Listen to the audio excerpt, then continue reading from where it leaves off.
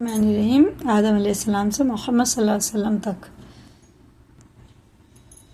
اب یہ ہے حضرت ابراہیم علیہ السلام کا قصہ۔ ابراہیم علیہ السلام کے بارے میں بتائیں گے۔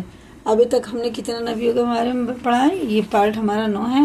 سب سے پہلے ہم نے اللہ تعالیٰ کے بارے میں سنا، فرشتوں کے بارے میں سنا اور آدم علیہ السلام کے بارے میں سنا۔ پھر ہم نے قابیل اور حابیل کے بارے میں پڑھا ہے، نوح علیہ السلام کے بارے میں، ہود علیہ السلام کے بارے میں، صالح علیہ السلام کے بارے میں۔ اب آپ دیکھیں ابراہیم علیہ السلام کے بارے میں، اور یہ پارٹ 9 ہے اور اچھے سے پڑھنا ہے، دھیان سے سننا ہے، ٹھیک ہے نا بچوں؟ آپ کا ذکر قرآن مجید شریف میں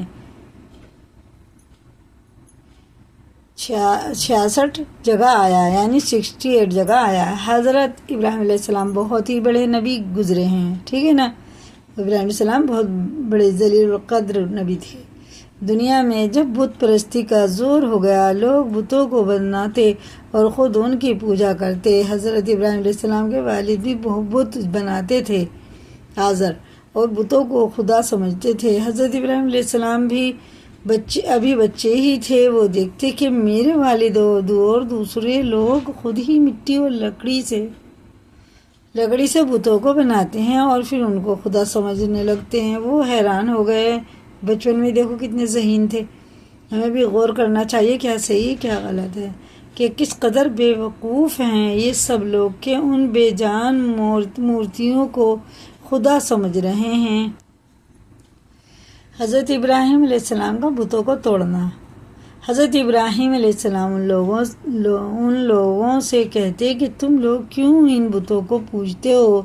یہ تمہیں نہ کوئی نفع دے سکتے ہیں نہ نقصان۔ مگر وہ جواب دیتے کہ جو ہمارے باپ دادا کرتے ہیں وہی ہم کر رہے ہیں۔ کچھ لوگ یہی جواب دیتے نا، بدعت بھی کرتے کہ ہم تو اپنے باپ دادا کا چلن جو ہے وہی چل رہے ہیں۔ ایک روز ان لوگوں کا شہر سے باہر کوئی بڑا میلہ ہوا۔ یہ سب لوگ اس میں شریک ہونے شہر سے چلے گئے۔ حضرت ابراہیم علیہ السلام اس میلے میں نہ گئے۔ ان کے پیچھے حضرت ابراہیم علیہ السلام ملک کے بڑے بت خانے میں گئے اور وہاں کے سب بتوں کو توڑ ڈالا، سوائے ایک سب سے بڑے بت کے۔ سارے توڑ دیے، بس ایک بڑا والا چھوڑ دیا، اور کہا، اور کلہاڑی جس سے سب بتوں کو توڑا تھا وہ اس بڑے بت کے کندھے پر رکھ دی، جس سے یہ معلوم ہوتا تھا کہ یہ سب اسی نے توڑے ہیں۔ لوگ جب واپس آئے اور انہوں نے بتوں کی یہ درگت دیکھی کہ کسی کا سر نہیں ہے تو کسی کا پیر نہیں ہے، تو بہت غصہ ہوئے کہ یہ حرکت کس نے کی ہے۔ سب نے شبہ حضرت ابراہیم علیہ السلام پر کیا کہ وہی بتوں کو برا کہتے تھے اور میلے میں بھی نہیں گئے تھے۔ آخر ان کو بلا کر پوچھا گیا کہ یہ بت کس نے توڑے ہیں؟ حضرت ابراہیم علیہ السلام نے جواب دیا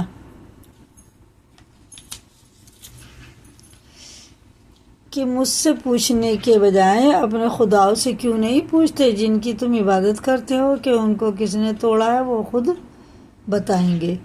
ان لوگوں نے جواب دیا کہ آپ کو معلوم ہے کہ یہ بول نہیں سکتے۔ حضرت ابراہیم علیہ السلام نے کہا کہ پھر تم ایسے بیکار خداؤں کی پوجا کرتے ہو؟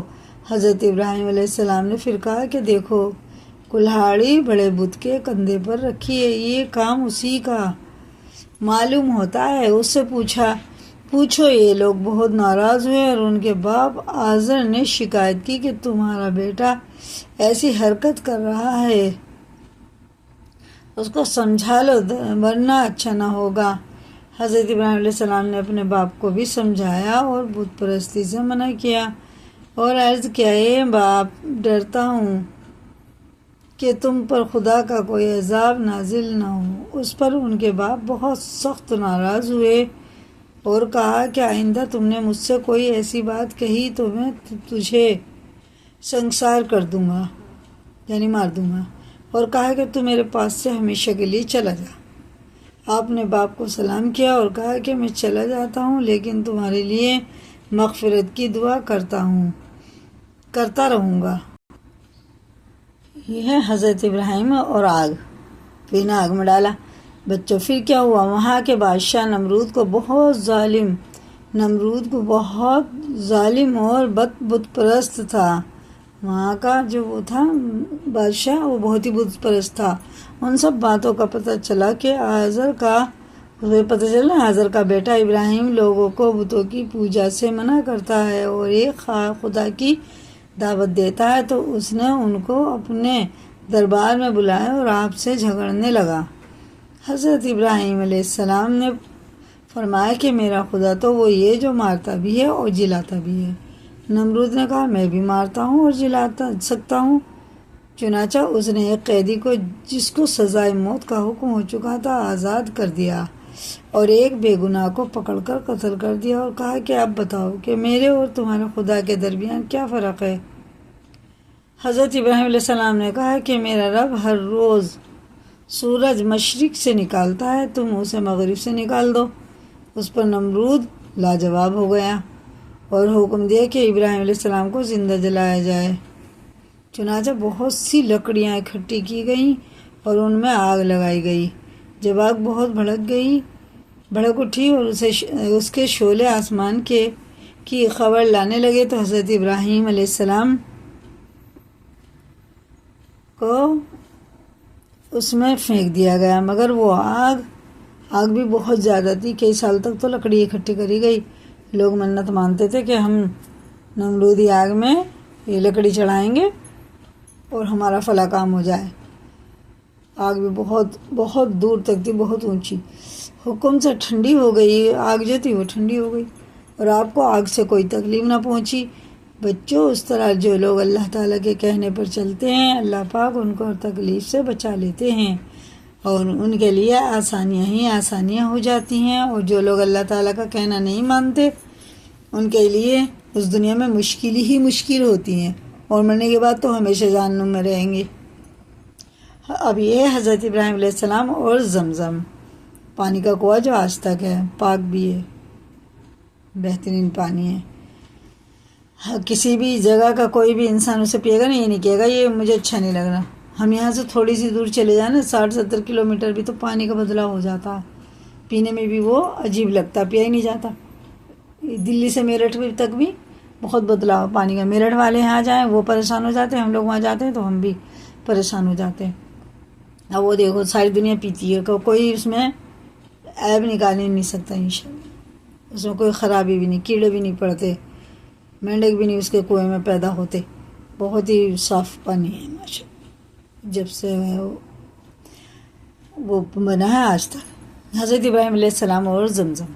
حضرت ابراہیم علیہ السلام اللہ کے حکم سے حضرت حاجرہ اور اپنے بچے حضرت اسماعیل علیہ السلام کو جو ابھی پیدا ہوئے تھے، ایک ایسی جگہ چھوڑ آئے جہاں دور دور تک آبادی نہ تھی اور نہ پانی تھا اور نہ کوئی درخت تھا۔ دیکھیں کیسی جگہ، ایک ماں اور ایک بچہ۔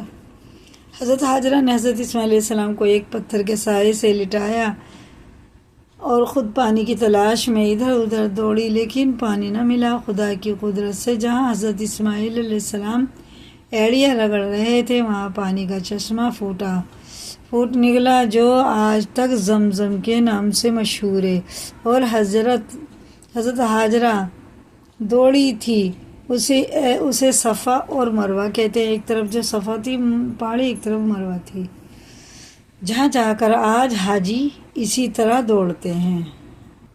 حضرت حاجرہ علیہ السلام کا دوڑنا اللہ کو اتنا پسند آیا کہ جو بھی حاجی جاتے ہیں وہاں پہ اللہ تعالیٰ دوڑاتا ہے، دوڑنا جائز کر دیا وہاں پر۔ حضرت ابراہیم علیہ السلام اور قربانی۔ حضرت اسماعیل علیہ السلام کچھ بڑے ہوئے تو حضرت ابراہیم علیہ السلام کو اللہ کی طرف سے یہ حکم ہوا کہ اپنے بیٹے اسماعیل علیہ السلام کو میری راہ میں قربان کر دو۔ چنانچہ آپ نے حضرت اسماعیل علیہ السلام کو یہ بات بتائی۔ حضرت اسماعیل علیہ السلام نے کہا کہ ابا جان، اللہ تعالیٰ آپ کو جو حکم دے رہا ہے اس کو ضرور پورا کیجیے، آپ انشاءاللہ مجھے ثابت قدم پائیں گے۔ چنانچہ حضرت ابراہیم علیہ السلام اپنے بیٹے اسماعیل علیہ السلام کو ذبح کرنے کے لیے لے کر چلے اور جنگل میں لے جا کر ان کو الٹا لٹایا اور اپنی آنکھوں پر پٹی باندھ لی کہ کہیں بیٹے کی محبت اللہ کے حکم کو پورا کرنے سے نہ روکے، اور گلے پر چھری چلا دی۔ اسی وقت آواز آئی کہ ابراہیم تو نے ہمارے حکم کو سچا کر دکھایا۔ اور جب حضرت ابراہیم علیہ السلام نے آنکھوں سے پٹی کھولی تو حضرت اسماعیل علیہ السلام کے بجائے ایک دمبا ذبح کیا ہوا پڑا تھا۔ اسی واقعے کی یاد میں مسلمان ہر سال قربانیاں کرتے ہیں۔ بچوں، حضرت ابراہیم علیہ السلام اور حضرت اسماعیل علیہ السلام کی زندگی سے ہم کو بہت سبق ملتے ہیں۔ حضرت ابراہیم نے ہم کو سکھایا کہ اللہ کی رضا کے لیے ماں باپ کو چھوڑا جا سکتا ہے، اپنے مالک اور ملک اور برادری کو خیر و آباد کہا جا سکتا ہے، اپنے بچے اور بیوی کو جنگل میں بے سر و سامان چھوڑ کر ان سے بھی پیٹھ پھیری جا سکتی ہے۔ بچوں، اللہ میاں اگر کسی مسلمان کا امتحان لیتے ہیں اور اس سے وہ کامیاب ہو جاتا ہے تو اللہ تعالیٰ اس کو پھر اور زیادہ وہ نعمتیں دیتے ہیں۔ اب یہ خانہ کعبہ، جب حضرت اسماعیل علیہ السلام جوان ہوئے تو حضرت ابراہیم علیہ السلام اور حضرت اسماعیل علیہ السلام نے مل کر خانہ کعبہ کو دوبارہ تعمیر کرنا شروع کیا۔ اور جب حضرت ابراہیم علیہ السلام نے اللہ تعالیٰ سے دعا کی کہ میرے رب اس شہر کو لوگوں کے لیے امن کی جگہ بنا دے، مجھے اور میری اولاد کو بتوں کی پوجا سے بچائے رکھ۔ اے ہمارے رب، میں نے اپنی اولاد کو میدان میں جہاں کھیتی نہیں ہوتی تیری عزت والے گھر کی خاطر آباد کیا ہے، تاکہ میرے رب یہ نماز پڑھیں تو لوگوں کے دلوں کو ایسا کر دے کہ ان کی طرف جھکے رہیں، ان کو میوے دے کر تیرا شکر ادا کریں۔ اے پروردگار، جو ہم چھپاتے ہیں اور ظاہر کرتے ہیں تو ان سب کو جانتا ہے، اور خدا سے زمین اور آسمان میں کوئی چیز چھپی ہوئی نہیں ہے۔ اور میرے رب تو مجھ کو توفیق دے کہ میں تیری نماز پڑھتا رہوں اور میری اولاد بھی نماز پڑھتی رہے۔ اے میرے رب، میری دعا قبول فرمائے۔ میرے رب، حساب کتاب یعنی قیامت کے دن مجھ کو اور میرے ماں باپ کو اور مومنوں کو بخش دے۔ یہ وہی خانہ کعبہ ہے جہاں ساری دنیا سے لاکھوں مسلمان ہر سال حج کرنے آتے ہیں، اور جس کی طرف منہ کر کے ہم سب مسلمان پانچوں وقت کی نمازیں ادا کرتے ہیں۔